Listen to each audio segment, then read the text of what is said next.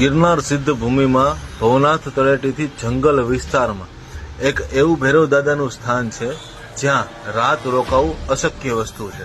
આ જગ્યા છે ભવનાથ પાર્કિંગની સામે, જે એક સિંગલ કેડી પડે છે એ રસ્તાથી અંદર આ જગ્યા આવે છે. આ જગ્યામાં મુખ્યત્વે ભૈરવ દાદાનું સ્થાન છે, એક હવન કુંડ છે અને 3 સાધુ આ જગ્યા ઉપર ભજન કરી ગયા છે, જે તમને આગળ જણાવું.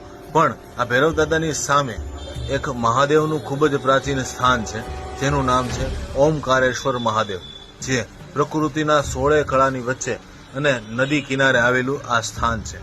અને સાથે ઉપર એક સમાધિ આવેલી છે, એક ધૂણો આવેલો છે અને સાથે હનુમાનજી મહારાજ, અને હનુમાનજી મહારાજની પાછળ એક ખૂબ જ જૂની પ્રાચીન ગુફા આવેલી છે. આ જગ્યા ઉપર 3 સાધુએ ભજન કર્યાનો ઉલ્લેખ મળે છે, જેમાં ઓમકાર ગિરી બાપુ, પછી રવિગીરી માતાજી અને દેવગીરી બાપુ.